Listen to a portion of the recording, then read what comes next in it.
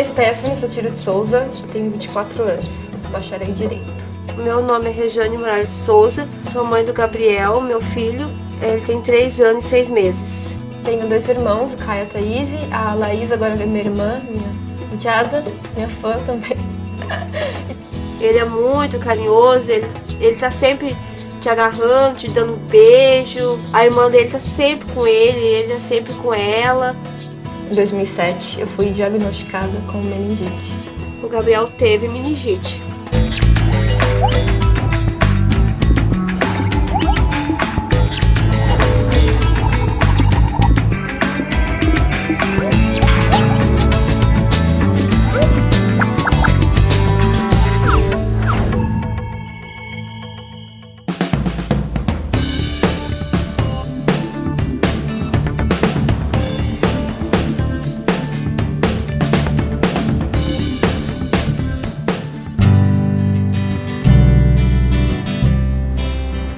Atividades cotidianas como movimentar-se, sentir cheiros e sabores, ver, ouvir e falar estão diretamente relacionadas ao nosso sistema nervoso central.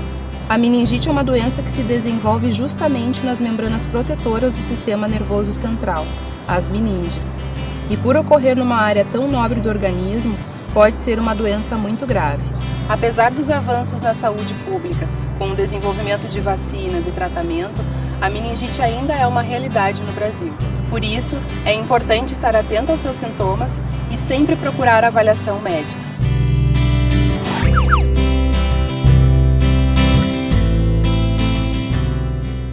As meninges são membranas que envolvem o sistema nervoso central, envolvem tanto o encéfalo como a medula.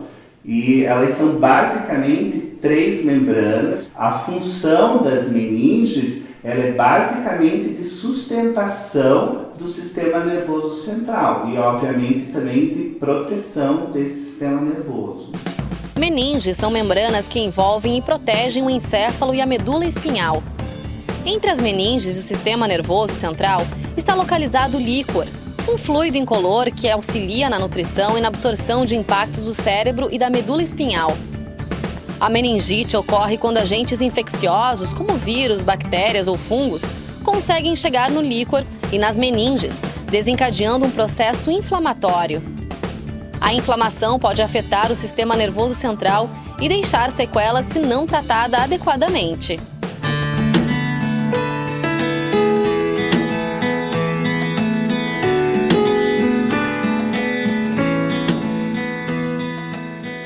Então, aqui é a periferia de Osasco, né? E não é muito bonito, né? Mas eu moro aqui desde criança, a Stephanie nasceu aqui, é um bairro tranquilo, né? Como é que foi que a meningite se apresentou assim, porque os sintomas mais comuns assim dessa doença são febre, dor de cabeça, né? E entre outras coisas mais específicas, assim, por exemplo, rigidez da nuca. O que foi que tu teve? Os sintomas foram vindo aos poucos. Então, o primeiro mal-estar que eu tive foi eu tava no ônibus voltando pra casa.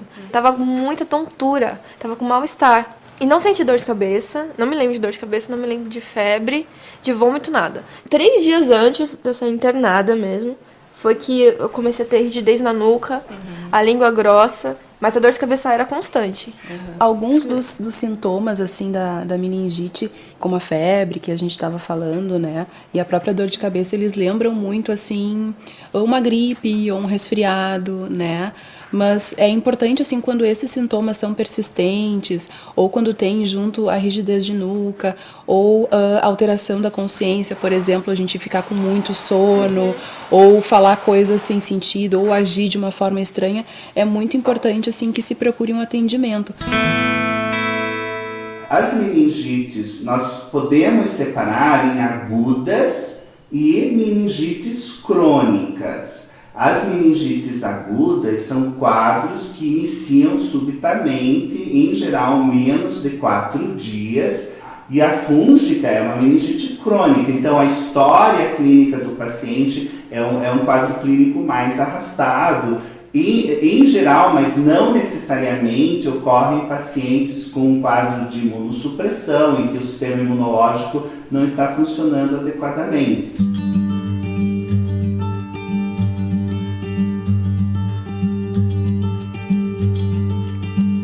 A meningite ela é uma doença contagiosa, assim, às vezes as pessoas não sabem como é que a gente se contamina com ela, mas às vezes pode ser assim até de secreções, espirrando, tossindo, né, de secreções respiratórias, ou mesmo da gente não ter uma boa higiene com as mãos, né, uma das formas de contágio também é a via fecal oral, ou seja, a gente vai no banheiro, não lava as mãos, ou vai trocar a fralda de uma criança, por exemplo, também não lava as mãos.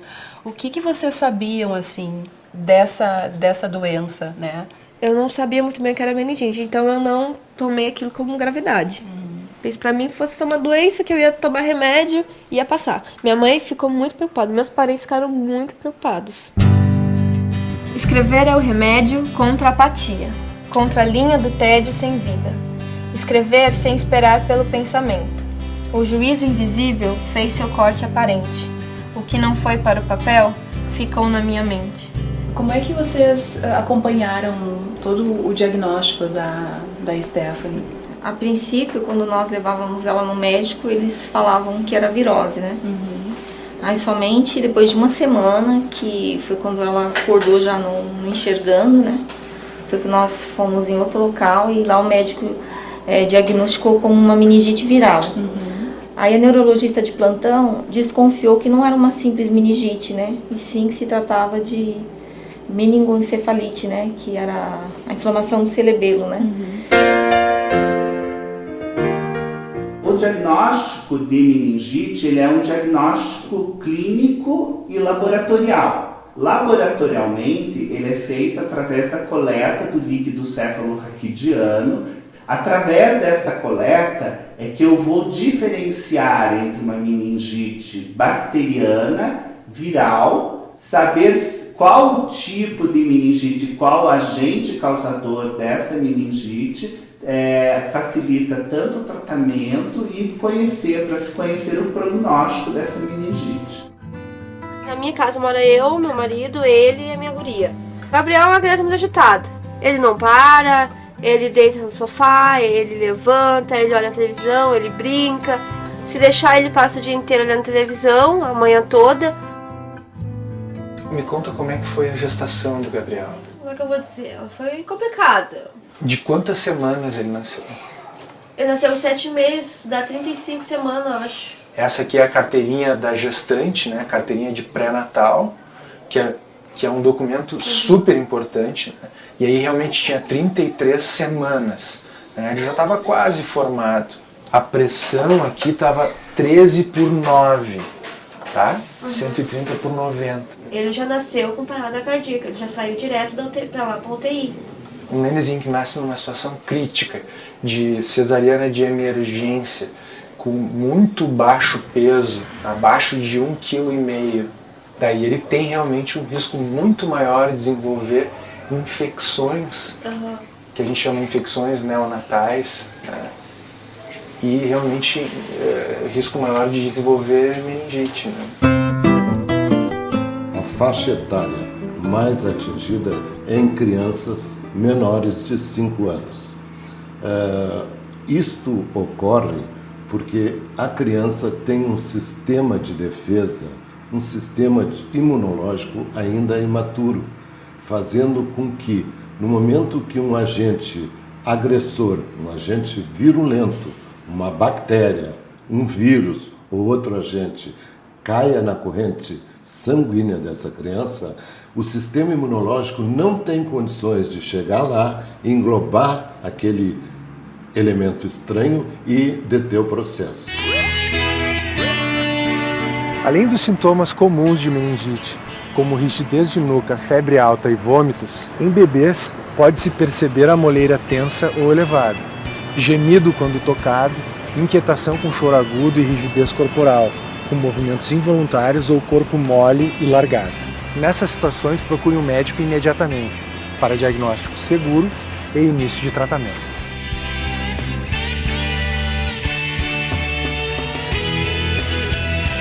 Especialmente No primeiro dia que você foi ver o Gabriel, lá na UTI, né? Você disse que ficou em pânico, em choque, nem conseguiu acompanhar ele, né? Ele saiu da UTI, que ele pegou o peso normalzinho, saiu da UTI e foi para um outro andar que as crianças ficam lá só pra... que nasce prematura, assim, mas nasce com algum probleminha, mas não muito grave. Ele ficou lá até fechar os 21 dias de tratamento de antibiótico. Quando fechou esses 21 dias, fui para perguntar pro médico de lá se ele ia embora, né? Eu tinha levado roupa, tudo. Ele disse pra mim que não. Ele me levou lá na sala dele e disse, não, ele não tem infecção. O Gabriel, ele tá com meningite. Ah, quando ele me disse que ele tava com meningite, eu entrei em pânico. Joga pra vovó. Onde? Quando eles disseram que ele estava com meningite, a gente achou que ele não ia se salvar, não. Porque ele veio pesar 800 gramas. Ficou bem magrinho, bem pequenininho. Já era pequenininho quando nasceu, ainda ficou muito menos, né? Tá feliz com o neto? Ai, graças a Deus, tô muito feliz. Tem muito meu amigo, muito agarrado comigo. Ele para mais comigo que com ela, né? Porque ela trabalha e agora ele fica comigo, né?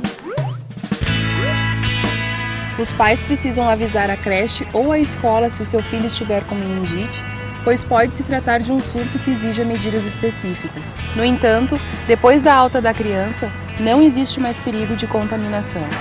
Ela pode voltar para a escola e não há motivos para isolá-la ou discriminá-la. Meu milagre vim buscar, só você pode mudar minha história. E aí eu tô começando a descobrir de novo o que eu quero. E aí eu quero seguir o caminho das artes mesmo, que eu gosto mais. Que existe alguém.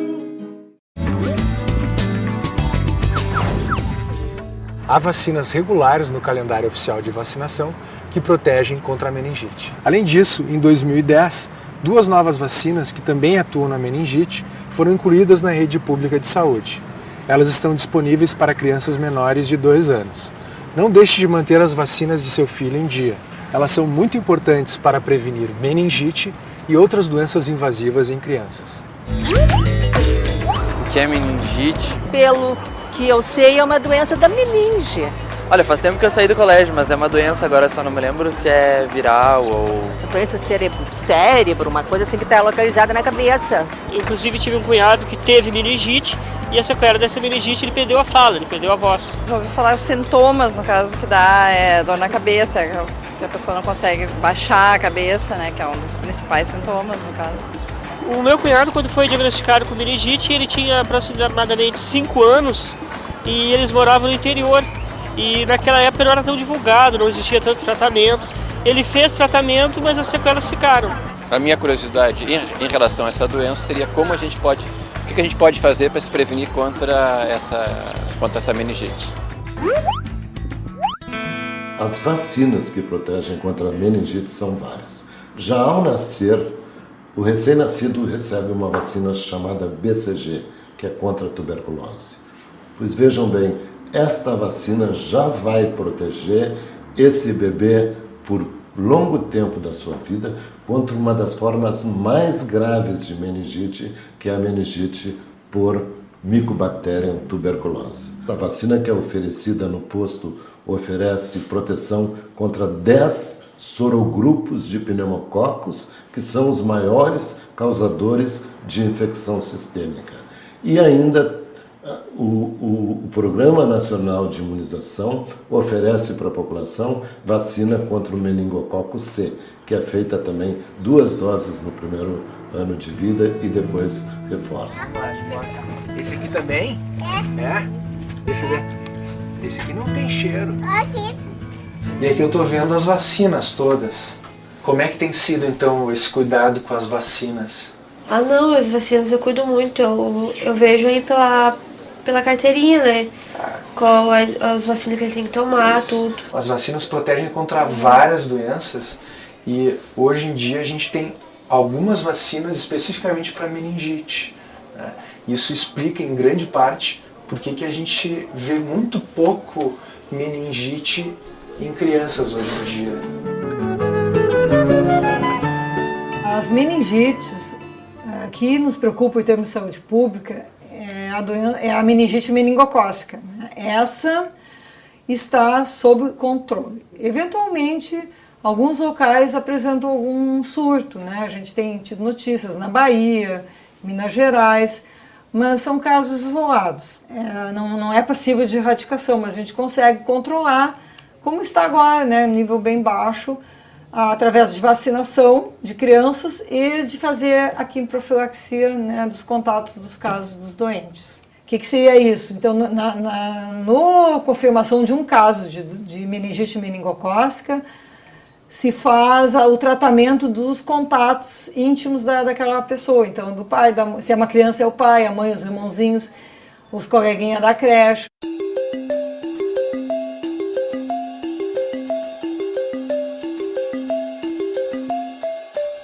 Stephanie, eu queria que tu me falasse um pouquinho como é que era a tua rotina, assim, antes de tu ter o diagnóstico de meningite, assim, o que tu fazia, como é que era o teu dia a dia? Bom, acordava muito cedo para a faculdade, eu entrava às 8 horas da manhã, e então eu ficava lá na faculdade até 11h30, era muito legal, ia pro trabalho, sempre fiz estágio, sempre trabalhei assim, sempre. Então quando eu fiquei doente, cortou tudo.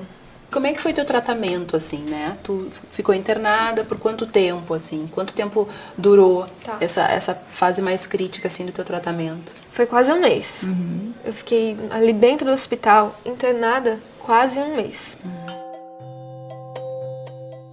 O paciente com meningite aguda vai ser internado, principalmente o paciente com meningite bacteriana aguda, que é um quadro grave. Nas meningites bacterianas, o tratamento é com antibiótico adequado para a bactéria identificada. Nas meningites virais, o tratamento é suportivo, ela vai evoluir de forma benigna.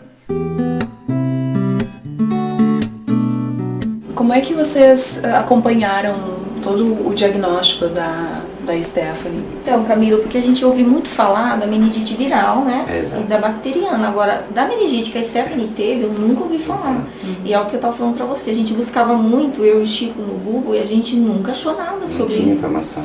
E como é que foi pra vocês, assim, saber que ela tinha o tipo grave dessa doença e que poderia ter algumas sequelas? Vocês tiveram algum medo, assim, com relação a ela ou com relação à gravidade da doença, as sequelas que ela poderia ter? Sim, por muito tempo eu convivi com a Stephanie, que não era minha filha, né? Por muito tempo.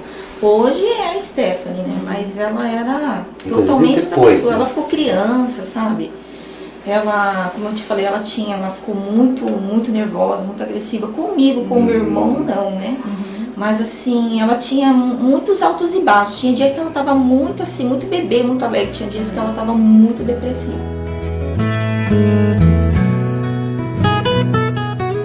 Se o paciente for tratado adequadamente em tempo hábil, a chance de sequela é bem menor. Mas, em geral, podem aparecer alterações de acuidade auditiva, déficit de aprendizado, alguns pacientes podem ter outras sequelas mais importantes, como déficit motor e coisas, mas isso depende daí da evolução do quadro e do desenvolvimento de complicações, que está relacionado principalmente com a demora na instituição do tratamento.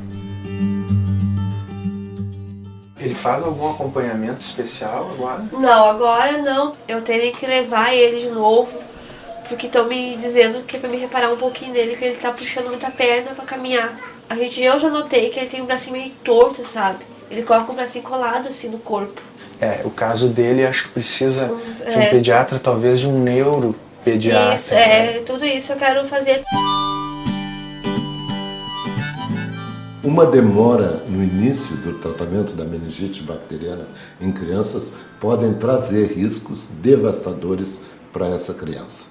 Vejam bem, se é uma forma fulminante, como nós chamamos, de uma evolução muito rápida, todas as medidas, de antibiótico terapia, de suporte, devem ser tomadas imediatamente no momento do diagnóstico.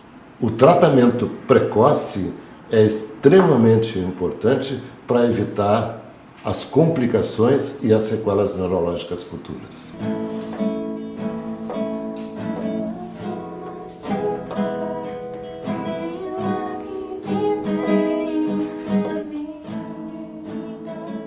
tive a meningite em outubro, né? A partir de que momento tu começou a ver melhoras? Olha, tempo certo, eu acho que não demorou muito. A visão foi mais rápido. A visão foi mais rápido. O que mais demorou foi minha coordenação motora. Andar exatamente em equilíbrio. E que outros planos, assim, tu tem? Eu vi que tu gosta de tirar fotos, que tu toca música, que tu faz um monte de coisa, assim, gosta de escrever também. Quais são os teus planos? Isso é interessante. Depois da meningite, desde o ano passado e esse ano, eu tô começando a me dedicar mais a mim, porque eu mudei muito. A minha cabeça mudou muito. Nossa, impressionante como essa experiência mudou. E aí eu tô começando a descobrir de novo o que eu quero. E aí eu quero seguir o caminho das artes mesmo, que eu gosto mais. Se eu apenas te tocar, eu sei. Meningite só dá em crianças? Não é verdade. Meningite pode ocorrer em qualquer faixa etária. Meningite ocorre só no inverno? Meningite pode ocorrer no verão e na primavera, especialmente as de etiologia viral. Todo paciente com meningite fica com sequelas? Nem todo paciente fica com sequelas. Muitos pacientes obtêm cura total.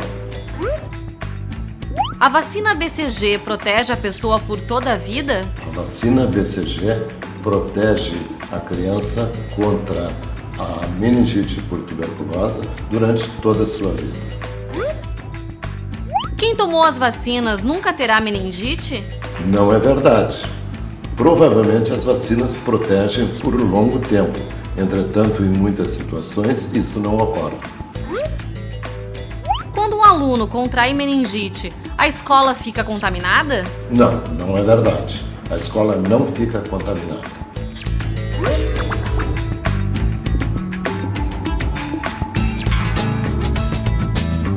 Então, Henrique, uma questão que eu acho muito importante a gente falar aqui sobre meningite e que me veio à cabeça depois que eu entrevistei a Stephanie é a questão do vínculo com um profissional de saúde, né? Para evitar que uma pessoa que tenha um quadro clínico, né, geralmente inespecífico no início, como é o da meningite, né, possa ser avaliada sempre pela mesma pessoa, né, para que a evolução desse quadro clínico possa ser vista, para que a gente possa pensar na hipótese de meningite e para que o diagnóstico possa ser feito o mais precocemente possível. Então essa questão do vínculo eu acho que é muito importante, assim. Se a gente tiver esse acompanhamento com um profissional de referência, com um médico de referência, a gente teria diagnósticos com maior efetividade, mais cedo e com maior certeza. E o diagnóstico de meningite é difícil de ser feito, ele vai ser confirmado mesmo pela punção lombar, se examinando o líquor, né? O líquido, aquele que fica no sistema nervoso central. A gente tem disponíveis as vacinas contra hemófilo, mais recentemente contra meningococo também, que vem diminuindo o número de casos dessa doença e estão disponíveis gratuitamente pelo Sistema Único de Saúde, né? Isso é ótimo, isso mostra que como país a gente está realmente investindo na saúde da população e essa, felizmente, é uma doença que a gente pode usar a vacina e prevenir muitos casos de morte, né? Ser saudável pra mim é poder dar risada, poder rir, poder ser feliz, assim, é bom. E ter tempo também, ter tempo pra cuidar de mim, cuidar dos meus pensamentos, cuidar das pessoas que eu amo. Isso é ser saudável. Ser saudável pra mim é uma criança que nem o Gabriel, que teve tudo que passou e tá aí, alegre, que gosta de brincar, que se diverte, sai pra brincar, tá sempre correndo, não tem, graças a Deus, não tem doença. Então pra mim ser saudável é isso. Perdeu algum de nossos programas? Ele pode ser visto na internet. Visite o nosso site.